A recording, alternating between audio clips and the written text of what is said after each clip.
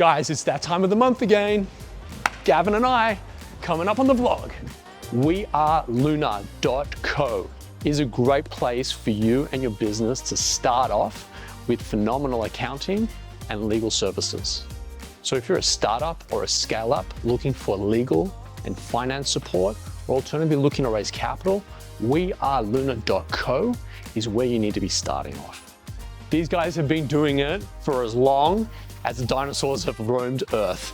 And if you mention this vlog, they'll give you $200 credit towards your first kickoff.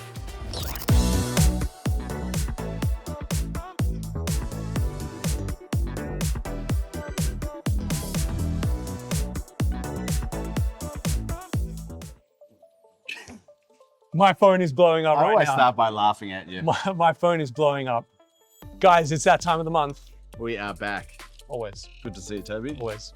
We are going to kick off with some new data that's been released about the startup funding in Australia from Telstra Ventures. They've just released their Q2 2024 data set, and it's looking like the tech funding winter is starting to thaw out. Certainly not in Melbourne because it's bloody freezing outside. So the data suggests that a 6-quarter high reaching $1.5 billion was deployed into startups in Q2, which is the largest amount being deployed into startups since 2022. Yep. So a bit of thawing going on. There were 99 deals. There were 6 mega deals of those 99 that were $100 million or above. So if you guys recall in our vlog last year, well, not last year, it was probably the year before, every week there was a mega deal going on. There were 6 in this past quarter, which is good signs. Still not easy out there. The number of deals are lower than this time last year, but we're certainly seeing some shifting in the market. So obviously, if there's money going back into the market, we need to talk about the VCs themselves and whether they've got dry powder. We know there's a lot of dry powder, meaning there's money to deploy into startups, but there's been a bit of movement in the VC space. Yep. Telstra Ventures, the first one, they've rebranded to Titanium Ventures. Let's say formerly Telstra Ventures. Formerly Telstra Ventures. Do you want to read out some of these stats? 99 portfolios. I've had a bunch of unicorns. 17 unicorns. 12 IPOs. Liquidity events. Did we not cover some of this last week? Not with this audience. Disrupt? Different audience. Yeah. Toby's having deja vu here. Yeah. But they've returned almost $1 billion worth of cash back to investors as well, which is great. That's worthy of the name Titanium. Yeah. And Albert, who's been there for a very long time, has been promoted to general partner as part of this transition as well. So congratulations. Well done, mate. Tenacious Ventures raised $18 million, which is lower than their initial target of $50 million, which says even for VCs themselves, it's also a tough market out there. But on the flip side, this morning, breaking news, equity venture partners in the paper have raised $20 million in the first week of them shaking the tin, I should say, on a path towards $50 million or above for an opportunities fund. Fund 5. Fund 5, yeah. Fantastic. And KP? Interesting, globally, Kleiner Perkins have just raised $2 billion. Which means that there is money out there for these big funds, and we're at the cycle where the Airtrees, Blackbirds and Squarepegs of the world, the big funds here in Australia, are going to go out and raise their next funds. So it'll be interesting to see whether the big funds in the US are raising, whether that translates to here in Australia and the super funds unlock their wallets again. Well, they're talking about a soft landing. They're saying that the soft landing is pretty much on target. So I'm hopeful. We're in an election year as well. So hopefully the sort of storm settles and there's some sort of normality for people, and hopefully that has a flow-on effect globally. So this next topic is close to Toby's heart. It's not tech, but it's tech leaders. Do you want to Yeah, so firstly I follow Robin, Robin is Denham, chair of Tesla. She was instrumental last month with Elon's package, but actually she's teaming up with Larry Kesselman from the NBL to start the WNBL. So buying the WNBL. Take over the WNBL. She's also a majority owner of the Sydney Kings. And Larry Kesselman owns the NBL, doesn't he? And I heard a rumor that the Melbourne Phoenix may actually be moving into Cubes. Stop it. Maybe.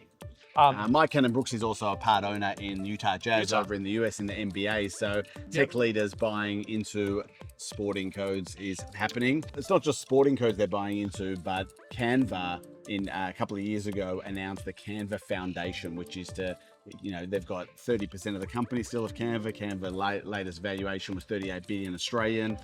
What's that, about 12, 13 billion dollars that they're going to donate philanthropy, essentially a majority of their shareholding. And last year, $31.6 million was donated, and they're quickly emerging as one of Australia's biggest philanthropists. And they should. Let's get back to big tech. Yeah, Steve Ballmer. Developers. There was that iconic, those iconic videos. So Steve Ballmer is now worth $157 billion. He's taken over from Bill Gates, who was his prior boss at Microsoft. He succeeded Bill Gates as CEO. You know, he bought the Los Angeles Clippers for $2 billion when he had a net worth of $20 billion. Amazing. And now he's at 157. Amazing. That's incredible. He started off as Bill Gates' assistant. Yes. Before then becoming the CEO and his successor. That's right. Google are nearing a $23 billion acquisition of a cybersecurity Israeli startup called Wiz. If this materializes, it'll be the largest exit of an Israeli tech company. If you guys recall, Intel bought Mobileye for $15 billion. This will be Google's largest global acquisition that they've done as well. And if you guys recall, back in 2013, I think it was, Google acquired Waze, which was another Israeli startup for $1.3 billion. That deal was done in 1 week. They call Israel the startup nation. And if you're into startups, I reckon you need to pay a visit to Israel because it is going gangbusters for them over there. So there's been some jockeying at the top of the ranks of the most valuable companies in the world. Nvidia popped up a couple of weeks ago to be number one. Microsoft's been number one. Apple are now number one. It's like a horse race. Apple's number one, $3.5 trillion, $200 billion more than Microsoft now, and Nvidia sitting at third. But we're going to throw in a story here about. Well, just on that, I do think Apple is going to pop once they release the iPhone in September. But then again, I think Tesla. iOS 18 public release was released today with all the new Apple intelligence. So the public release, they're getting close.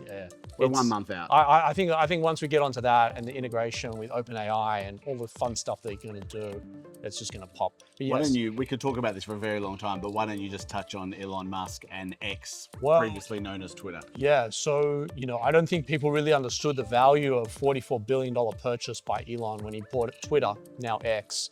But I recognize the value of it this weekend. Unfortunately, with the drama that went on in the US with Donald Trump, attempted assassination, what was being displayed in mainstream media versus what I was reading on X, like chalk and cheese, like complete opposite worlds. And I understand why mainstream media give Elon a hard time. He's eating their lunch. There was a 30% increase in impressions on X in 24-hour period. People were flocking to X to see real-time information. My brother Dion, who you know, always says is the newspapers or the news is yesterday's news. So when you go, because we're seeing stuff live online and in X and stuff like that, that if you pick up the paper, it's all information you've already read before.